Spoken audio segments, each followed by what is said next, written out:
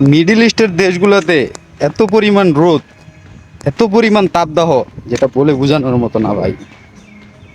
আপনারা তো মনে করতেছেন যে প্রবাসীর টাকা কতই না মজা। কি বলবো আর, প্রবাসীর টাকা হাই রে।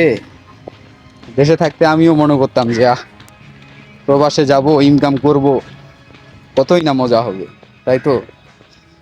আসেন ভাই, যারা আসতেছেন, যারা আসবেন, আসার জন্য প্রিপারেশন নিচ্ছেন, তারা আসলে বুঝতে পারবেন যে আসলে সত্য না মিথ্যা। দেশে থাকতে আমরা এক একটা মানুষের কত রকম না কথা মনে হয়, কিন্তু যেটা বলে বোঝানোর মতো না ভাই।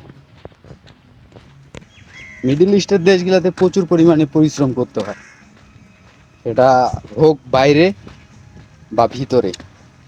প্রচুর পরিমাণে কষ্ট করে তারপর টাকা উপার্জন করতে হয় ভাই। এই যে দেখেন, আমি সাগর পাড়ে আছি, সাগর পাড়ে থাকলেও কিন্তু আবহাওয়া গরম আছে প্রচণ্ড পরিমাণে। আপনারা মনে করিয়েন না যে এটা কক্সবাজার। কক্সবাজারের যে আবহাওয়া, সেই আবহাওয়া কিন্তু এখানে না, এটা একটু ভিন্ন ধরনের। যে দেখেন, এটা পুরোটাই কিন্তু আরব সাগর, লোহিত সাগর, এবং কি আপনার হচ্ছে প্রচণ্ড পরিমাণ লবণাক্ত পানি। এটা এটা হচ্ছে রিসোর্ট, মানে এই সাগর পাড়ের বিচ। এই যে কি পরিমাণ রোদ, আমার মনে হয় পানিটাও মনে হয় 100 ডিগ্রি হয়ে গেছে। 50 ডিগ্রি থাকে, কিন্তু পানি আবার বাষ্প হয়ে গেছে, এরকম মনে হয়। দেখছেন কি পরিমাণ রোদ, আসলে এটা বলে বোঝানোর মতো না। তারপরও সারাদিনে মনে করেন যে হাঁটা হয় 10-12 কিলো, তো প্রতিদিন হাঁটাই হয়, এর কোনো মাপ নেই, তা হাঁটতে হয়। এখানে যদি আপনি 1 মিনিট হাঁটেন, তাতে দেখবেন যে আপনার 2বার গোসল করা হয়ে গেছে 1 মিনিটে। এই আর কি, এটাই হচ্ছে প্রবাস। প্রবাস কত মজা, যেটা বলে বোঝানোর মতো না ভাই। আরব সাগর, জেদ্দা। আমি এসে জেদ্দা, এই সাগরটাই হচ্ছে পুরো আরব সাগরকে ঘিরে রাখছে, এটাই হচ্ছে আরব সাগর। মরুভূমিতে যে সৌন্দর্য নাই, এটা বললে ভুল হবে।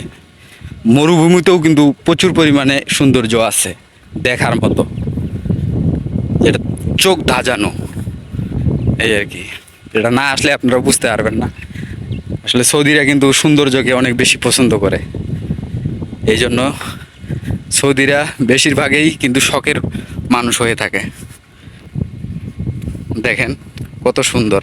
মাস শুরু হয়ে গেছে আমার, আমি অলরেডি একবার মুছছি টিস্যু দিয়ে, কিন্তু তারপরও প্রচুর পরিমাণে ঘামে গেছি। এই যে সাগর, এটা মানে একটা লাফ দিলে কিন্তু সাগরের মধ্যে পড়বো, এরকম একটা অবস্থা আর কি। কি বলবো আর ভাই, মিডল ইস্টের দেশে যে কি পরিমাণ কষ্ট, একমাত্র যারা মিডল ইস্টের দেশে আছে তারাই বুঝতে পারবে। আল্লাহর দুনিয়া অনেক সুন্দর। আমার এই ক্যাপটা আছে না, এই ক্যাপটা সারাদিনে যে কতবার ভিজে, আবার এই ক্যাপটা মাথায় দিলে কিন্তু শুকায় যায়, বুঝছেন।